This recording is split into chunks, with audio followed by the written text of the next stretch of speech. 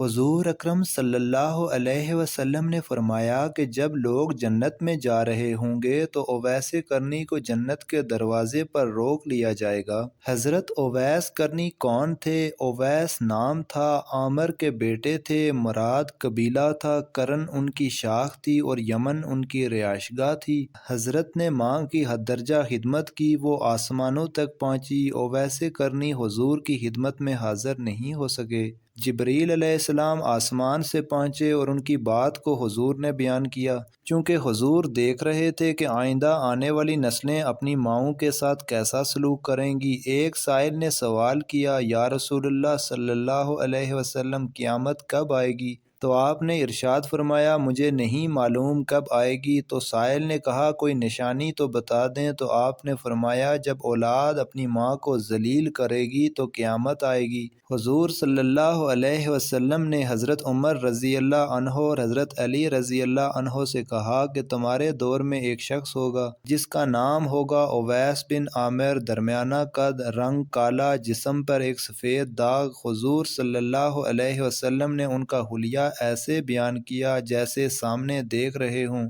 وہ آئے گا، جب وہ آئے تو تم دونوں نے اس سے دعا کرانی ہے۔ حضرت عمر رضی اللہ عنہ اور حضرت علی رضی اللہ عنہ کو اویس کرنی کی دعا کی ضرورت نہیں تھی، یہ امت کو پیغام پہنچانے کے لیے ہے کہ ماں کا کیا مقام ہے۔ حضرت عمر رضی اللہ عنہ حیران ہو گئے اور سوچنے لگے کہ حضور صلی اللہ علیہ وسلم کیا کہہ رہے ہیں کہ ہم اویس سے دعا کروائیں۔ تو حضور صلی اللہ علیہ وسلم نے فرمایا، اویس نے ماں کی خدمت اس طرح کی ہے، جب وہ ہاتھ اٹھاتا ہے تو اللہ اس کی دعا کو خالی نہیں جانے دیتا۔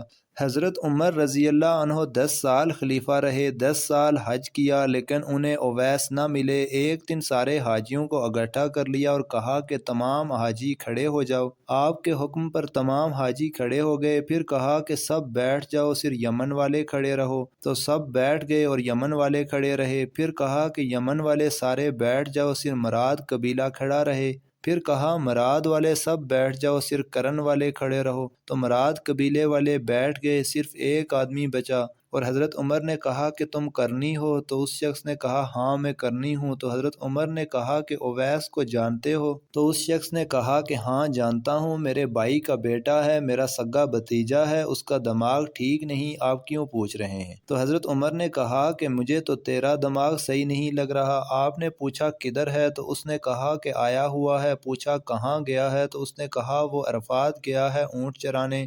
آپ نے حضرت علی کو ساتھ لیا اور عرفات کی دوڑ لگا دی۔ جب وہاں پہنچے تو دیکھا کہ اویس کرنی درخت کے نیچے نماز پڑھ رہے ہیں اور اونٹ چاروں طرف چر رہے ہیں۔ یہ آ کر بیٹھ گئے اور اویس کرنی کی نماز ختم ہونے کا انتظار کرنے لگے۔ جب حضرت اویس نے محسوس کیا کہ 2 آدمی آ گئے تو انہوں نے نماز مختصر کر دی۔ سلام پھیرا تو حضرت عمر نے پوچھا، کون ہو بھائی؟ تو کہا، جی میں مزدور ہوں۔ اسے خبر نہیں کہ یہ کون ہے۔ تو حضرت عمر نے کہا کہ تیرا نام کیا ہے؟ تو اویس کرنی نے کہا، میرا نام اللہ کا بندہ ہے۔ تو حضرت عمر نے کہا کہ سارے ہی اللہ کے بندے ہیں، تیری ماں نے تیرا نام کیا رکھا ہے؟ تو حضرت اویس نے کہا کہ آپ کون ہیں؟ ان کا یہ کہنا تھا کہ حضرت علی نے کہا کہ اویس یہ امیر المومنین عمر بن خطاب ہیں اور میں ہوں علی بن ابی طالب۔ حضرت اویس کا یہ سننا تھا کہ وہ کانپنے لگے، کہا کہ جی میں معافی چاہتا ہوں، میں تو آپ کو پہچانتا ہی نہیں تھا، میں تو پہلی دفعہ آیا ہوں۔ تو حضرت عمر نے کہا کہ تو ہی اویس ہے؟ تو انہوں نے کہا، ہاں میں ہی اویس ہوں۔